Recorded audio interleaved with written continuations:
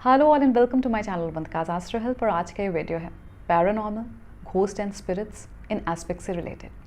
कुंडली के माध्यम से हम कैसे जान सकते हैं कि कभी भी जीवन में हम इस तरह की चीज़ें सेंस या एक्सपीरियंस करेंगे या नहीं। तो आइए जानते हैं।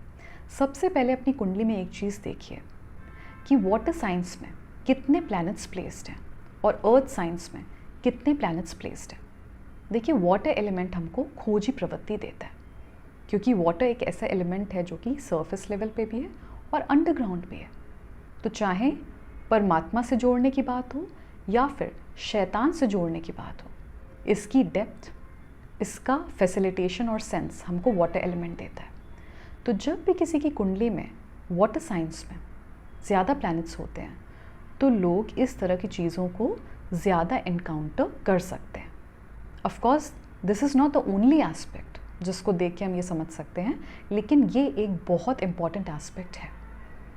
बहुत पहले एक लोगों ने अपनी कुंडली दिखाई थी जो कि पैरानॉर्मल एक्सपर्ट बनना चाहते थे। अब मुझे पता नहीं है कि वो इस टाइम पे क्या कर रहे हैं, लेकिन उस टाइम पे उन्होंने बहुत सारी चीज़ें बताई ड्यूरिंग कंसल्टेशन, और उन्होंने बहुत रिसर्च करके रखी थी। उनकी कुंडली में मैंने ये चीज़ देखी थी कि वाटर साइन में उनके 4 या उससे भी ज़्यादा ग्रह प्लेस थे और अर्थ साइंस में भी थे। अग्नि तत्व राशि में उनकी कुंडली में कोई भी प्लैनेट नहीं था। अब अग्नि तत्व राशि क्या करती है? ये हमको किसी भी लोअर वाइब्रेशन से बहुत जल्दी डिस्कनेक्ट करती है और हमको परमात्मा से जल्दी जोड़ती है, क्योंकि अग्नि ऊपर जा रही है, ये एक हायर वाइब्रेशन है। तो अगर अग्नि तत्व राशि में किसी के ज़्यादा प्लैनेट्स होंगे, और ऐसा नहीं है कि अग्नि तत्व राशि में अगर ज़्यादा प्लैनेट्स हैं तो वो पर्सन कभी भी एनकाउंटर कर ही नहीं सकता किसी भी इस तरह की एस्पेक्ट को, लेकिन हाँ, वो बहुत ज़्यादा देर तक उस चीज़ को सेंस नहीं कर पाएगा। जैसे कि बहुत ही 1 सेकंड का आभास हो सकता है उनको। लेकिन जिनके वाटर साइन में ज़्यादा प्लैनेट्स हैं वो इन चीज़ों का आभास ज़्यादा देर तक कर सकते हैं। ड्रीम्स, अब ड्रीम में डाइल्यूशनल होने की ज़रूरत नहीं है, लेकिन ड्रीम भी एक बहुत ही इम्पॉर्टेंट मीडियम है जिसके थ्रू इस तरह की चीज़ें हम एक्सपीरियंस कर सकते हैं। आप ये देखोगे, कभी लोग बताएंगे कि मुझे इस तरह के सपने बहुत आते हैं जहाँ पे मैंने कुछ ऐसी वियर्ड चीज़ें देखी, और ये हमेशा होता है उनके साथ। अब वो ऐसी कोई भी मूवी नहीं देख रहे हैं जो कि बहुत हॉरर हो। In fact I know few people जिन्होंने बिल्कुल ही देखना छोड़ दिया है, लेकिन हाँ, उनको ड्रीम में इस तरह की चीज़ें दिखाई देती हैं। ड्रीम एक एस्पेक्ट हो गया। Now let's talk about 8th house. 8th house जो कि हमको कैपेबिलिटी देता है रहस्यों को समझने की, ऐसी चीज़ों को समझने की जो कि खुली आँख से हम नहीं देख सकते, जहाँ पे हमारे एक्टिव सेंसेस हमको हेल्प नहीं करते। तो हमें दूसरे सेंसेस को डेवलप करना पड़ता है जो कि हमको इन सारे एस्पेक्ट से कनेक्ट करके हमको कुछ बता सके। तो 8th हाउस में अगर किसी का राहु उपस्थित है और अगर वो वृश्चिक राशि का है, कर्क राशि का है, मीन राशि का है, तो ऐसे लोग बेसिकली जल तत्व राशि का है, तो ऐसे लोग इन चीज़ों का आभास कर सकते हैं। और एक नहीं, बहुत बार जिन लोगों का राहु जल तत्व राशि में 8th हाउस में था उन्होंने बताई ये चीज़। इनफैक्ट कभी कभी राहु गोचर कर रहा है अगर इस भाव में, और वो जल तत्व राशि में गोचर कर रहा है, मान लीजिए किसी की सिंह लग्न है, तो इस समय सिंह लग्न वालों का राहु गोचर कर रहा है 8th हाउस में। एक लोगों ने मुझे बताया था कि उनको कुछ चीज़ें सेंस हुई हैं आफ्टर अक्टूबर 2023।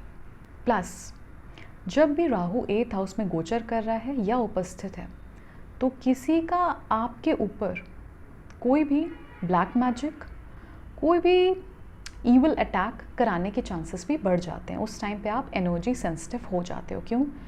आपकी एनर्जी, भाई राहु भी एक तरह की बहुत ही एग्जैजरेटेड एनर्जी है। भले वो एनर्जी स्मोक है, लेकिन वो एनर्जी है। तो राहु जिस भी भाव में गोचर करता है या होता है, तो उस भाव के कारकत्वों को लेकर हम बहुत ज़्यादा कॉन्शियस होने लगते हैं, अपनी बहुत ऊर्जा उसमें डालने की कोशिश करते हैं। अब आप ऊर्जा डालने की कोशिश करोगे, चाहे वो कॉन्शियसली हो या फिर अनकॉन्शियसली हो, तो आपको क्या लगता है कि कुछ भी वहाँ पे कोई हरकत नहीं होगी। तो राहु का रोल बढ़ जाता है जब ऐसी चीज़ों को सेंस करने की बात आती है। क्यों? क्योंकि राहु हमको परमात्मा की शक्ति से, उनके अस्तित्व से डिस्कनेक्ट करता है। और जब हम एक लार्जर एक्सटेंट तक परमात्मा की शक्ति से, उनके अस्तित्व से डिस्कनेक्ट हो जाते हैं, सेपरेट हो जाते हैं, तो ऐसे में लोअर वाइब्रेशंस हमको बहुत आराम से हाईजैक करते हैं।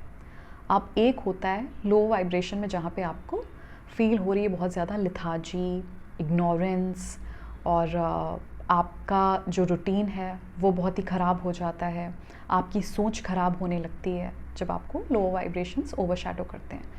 लेकिन उसके साथ साथ आपको जो दूसरी चीज़ें हैं जो कि अंडरग्राउंड मैटर्स हैं, वो भी आपको पकड़ने की कोशिश करेंगे।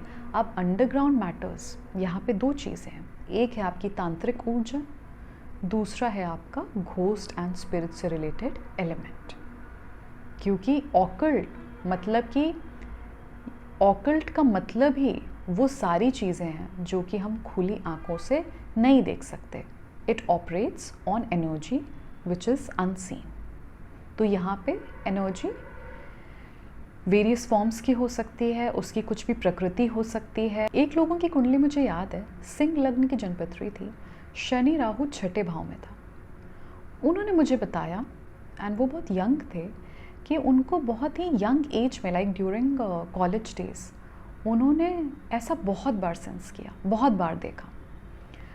तो कहीं कहीं पे उनको ऐसा लगने लगा था कि शायद उनका माइंड किसी लेयर से अब बंध गया है, या तो किसी ने उनके ऊपर कुछ करा दिया है, या फिर कभी वो कहीं जा रहे थे तो कुछ उन्होंने ऐसा इनकाउंटर किया जिसकी वजह से वो इम्प्रेशंस बहुत ज़्यादा बढ़ गए उनकी लाइफ में। लेकिन जब ये लगातार होता रहा, not just 1 year or for 2 years or something, it just kept happening from time to time, then he realized that ऐसा कुछ है जो वो देख पाते हैं।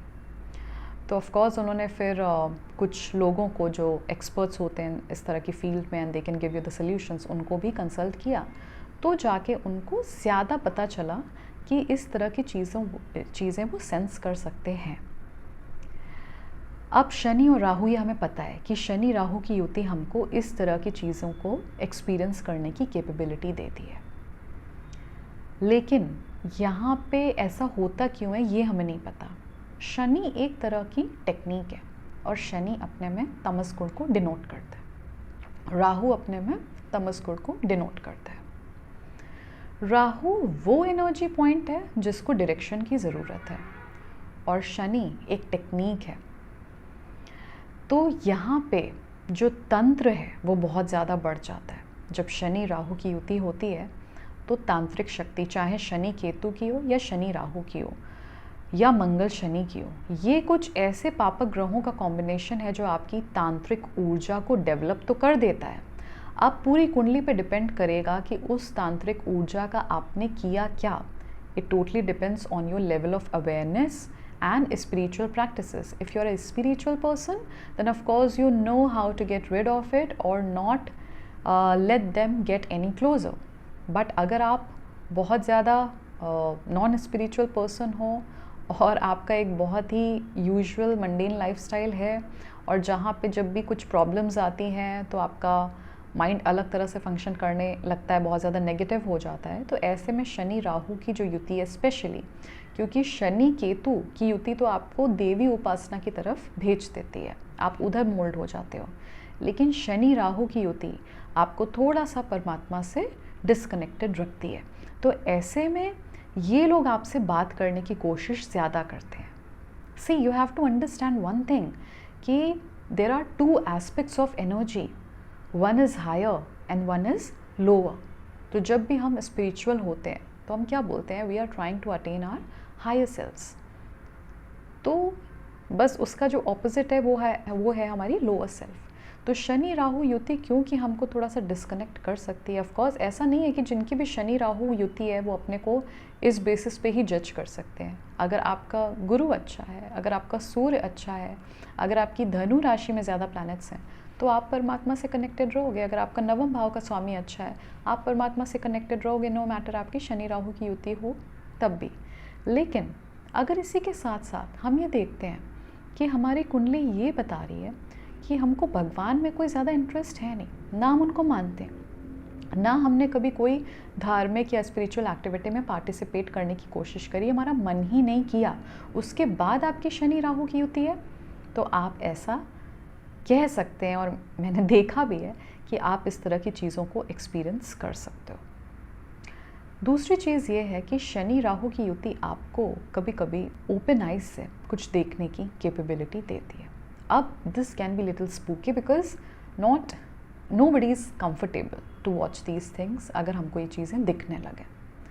तो ऐसे में अगर किसी के साथ ऐसा हुआ है तो आप लोगों को अपने स्पिरिचुअल वाइब्रेशन को बढ़ाना है, तभी जाके ये चीज़ों को सेंस होने लगता है कि अब आप एक दूसरे वाइब्रेशन को प्रैक्टिस करते हो, उस पर ज़्यादा हो, so they do not need to come closer to you. जिन भी लोगों का गुरु और सूर्य एक अच्छी स्थिति में है कुंडली में, लग्नेश हो जाता है, सूर्य पंचम भाव में बैठ जाता है, गुरु एक अच्छी स्थिति में है, अग्नि तत्व राशियों का प्रकोप मतलब कि इन अ गुड वे उसका इन्फ्लुएंस बढ़ गया, तो ऐसे लोग जब किसी ऐसी जगह पे जाएंगे जहाँ पे कुछ इस तरह का एलिमेंट है, प्रोमिनेंट है, तो वो तुरंत सेंस कर पाते हैं। रीज़न, उनका वाइब्रेशन उस एनर्जी से बहुत डिफरेंट है, so they can sense what? They'll not be able to see ghosts or spirits or something, but they will be able to sense कि यहाँ पे इस तरह की चीज़ें ज़्यादा हैं। ये आपको डिवाइन एनर्जी आपकी बता देती है। दूसरा शुक्र, जो कि प्लैनेट है तंत्र का। भाई तंत्र का कारक ग्रह शुक्र है, Shukracharya, very easy to understand. तो जब शुक्र का इन्फ्लुएंस हमारी कुंडली में कुछ इस तरह का होता है कि जैसे शुक्र किसी का बैठा है भरणी नक्षत्र में, तो उनके पास भी कैपेबिलिटी होती है, वो रूलिंग प्लैनेट हो गया, या फिर उसने राहु के साथ युति करी, राहु भरणी नक्षत्र में है, या फिर राहु अपने ही जो रूल्ड नक्षत्र हैं उसमें है, जैसे कि स्वाति है, शतभिषा है, तो एक एबिलिटी बढ़ जाती है इन चीज़ों में डील करने की। जैसे कि आप इस वाले प्लेसमेंट के साथ आप तांत्रिक बन सकते हो, आप तंत्र में बहुत अच्छा कर सकते हो, आप लोगों को फॉर दीज थिंग्स सोल्यूशन दे सकते हो, आप में भी कैपेबिलिटी है। बट इतना ही है कि ये एनर्जी कभी भी आपको ओवर पावर नहीं कर पाएंगी। जिनका शुक्र अच्छा है, एक अच्छी स्थिति में है, और प्लस भरणी नक्षत्र से कहीं उसका कोई कनेक्शन हो रहा है, या राहु अच्छा है कुंडली में, शुक्र के साथ युति बना रहा है, वो भरणी में है, या फिर अपने ही किसी रूल नक्षत्र में है, तो वहाँ पे ये हो जाता है कि आप डील कर सकते हो इन चीज़ में। So you can become a paranormal expert, a very good तांत्रिक, ऑकल्ट प्रैक्टिशनर। एंड जिन लोगों को इस तरह की चीज़ों ने ग्रसित किया है, उनको किसी भी तरह से डिस्टर्बेंस हुआ है उनकी हेल्थ को लेकर, ऑल दैट, तो आप उस डिस्टर्बेंस को दूर कर सकते हो। आप बेसिकली उनको सल्यूशंस दे सकते हो, जो सल्यूशंस उनकी लाइफ में काम करेंगे, रियल टाइम काम करेंगे। दूसरी चीज़, आज के टाइम पे ईवल एनर्जी अटैक, ये बहुत कॉमन है। आप कहीं पे भी जाओगे, पीपल विल टेल यू कि मुझे ऐसा लगता है मेरे ऊपर किसी ने कराया। Every third person can tell you this thing, या मुझे ऐसा लगता है मुझे नज़र दोष हुआ है। आप ये चीज़ देखो कि राहुइश एनर्जी बहुत ज़्यादा एनवायरनमेंट में, तो गलत ऊर्जा या ऊर्जा का गलत इस्तेमाल ये ज़्यादा है, लोगों की सोच में एक नेगेटिविटी ज़्यादा है। तो Rahu can very well make its own space in this environment, and it is already very prominent. तो ऐसे में ईविल एनर्जी अटैक अनकॉन्शियसली भी, जैसे आपको किसी ने नज़र लगाई और उसके बाद से जिस चीज़ में आपकी नज़र लगी, या तो वो चीज़ ही आपके पास से चली गई या उसमें बहुत ज़्यादा प्रॉब्लम आ गई। तो ऐसे में ध्यान रखिए कि आपको अपने वाइब्रेशन पे काम करना है। मालव्य योग में शुक्र अगर फर्स्ट हाउस में है और उच्च का हो जाता है, तो मैंने देखा है कि ऐसे लोगों को किसी की नज़र वज़र ज़्यादा नहीं लगती है, जब तक कि किसी पापक ग्रह की वहाँ पे दृष्टि ना हो या शुक्र के साथ युति ना हो। अगर शुक्र एक अच्छी स्थिति में उच्च का लग्न में है, तो ऐसे लोगों को ये बहुत अचीव भी कर सकते हैं, बहुत प्रोग्रेस, प्रॉस्पेरिटी देखते हैं, एक बैलेंस देखते हैं, सुख देखते हैं। और ऐसे में कोई उनको कितनी भी नज़र लगाने की कोशिश करे, इनको कोई ख़ास फ़र्क नहीं पड़ता, क्योंकि उनके पास शुक्र की कृपा है, जो कि प्लैनेट है तंत्र का। तो ऐसे में अगर उसका सपोर्ट आपको मिल रहा है, उसकी ब्लेसिंग आपको मिल रही है, तो इसका मतलब ये होता है कि ऐसा जातक अगर 5 लोगों को भी बता देगा, अपनी किसी भी गुड न्यूज़ शेयर करेगा या कुछ भी है, तो उसको ज़्यादा नज़र नहीं लगेगी। लेकिन इसके अलावा जो बहुत सारी दूसरी प्लेसमेंट्स हैं, उसमें नज़र लगने के चांसेस बढ़ जाते हैं। तो ऐसे में आप हमेशा जब अपने स्पिरिचुअल वाइब्रेशन पे काम करते हो, तो आपकी शील्ड बन जाती है। और I am not able to understand that why people are taking it so lightly, कि उनको ऐसा लगता है कि जैसे भी उनका लाइफस्टाइल है, जैसे भी चीज़ें चल रही हैं, बस जो ज़रूरी काम है, जहाँ से अर्निंग है और ये वहाँ का काम कर लें, है ना। वही सबके ऊपर प्रेशर है कि अपना जो प्रोफेशनल वर्क है वो किसी तरह से कर लें, बाकी सारी चीज़ें आती जाती रहती हैं। That sort of mindset people have. तब इसका मतलब ये हो गया कि आप इग्नोरेंस में रहना पसंद कर रहे हो। अब बात करते हैं मंगल शनि की युति की। मंगल शनि की युति अगर किसी की नवम भाव में है, तो ऐसे में प्रेत बाधा का योग बनता है, किसी भी बाहरी ऊपरी बाधा का योग बन जाता है। तो ऐसे में मेंटल डिस्टर्बेंस किसी का बहुत ज़्यादा बढ़ सकता है। और वो मेंटल डिस्टर्बेंस का एक कारण तो ये होगा कि आपका माइंडसेट कैसा है, आपका ब्रेन फंक्शन कैसा है, आपका पूरा नर्वस सिस्टम कैसा है, ठीक है, और आपको किस तरह का एनवायरनमेंट मिला, आपने क्या सीखा, ये सारी चीज़ें। क्योंकि मंगल शनि अगर साथ में है कहीं पे, तो एनर्जी डिस्टर्बेंस को वो इंडिकेट कर रहा है। लेकिन नवम भाव में मंगल शनि की युति ऊपरी बाधा, प्रेत बाधा, इसका योग बना देती है। एक लोगों की कुंडली में जहाँ पे नवम भाव में मंगल शनि की युति थी, उनका दिमागी डिस्टर्बेंस बहुत ज़्यादा बढ़ गया था। और लिटरली जब मैंने देखा है, उनसे बात भी करी है, जिस तरह से उन्होंने एक्सप्लेन करा, उससे ये समझ में आता था कि ये एक तरह की प्रेत बाधा है। हम इसको जस्ट एनी मेंटल डिस्टर्बेंस या मेंटल डिसऑर्डर नहीं बोल सकते। It is something beyond that. I hope ये वीडियो आपको अच्छा लगा होगा, आपको कुछ नया जानने को, सीखने को मिला होगा। और अगर अच्छा लगा हो तो प्लीज़ इसको लाइक करिएगा, फ्रेंड्स फैमिली सभी के साथ शेयर करिएगा। और अगर आप मुझसे कंसल्टेशन लेना चाहते हैं ऑफलाइन या फिर ऑनलाइन, तो आपको इस वीडियो के डिस्क्रिप्शन में मेरे कॉन्टैक्ट डिटेल्स मिल जाएंगे, आप वहाँ पे मुझसे कॉन्टैक्ट कर सकते हैं। I will see you soon in the next video. Please take good care of yourself.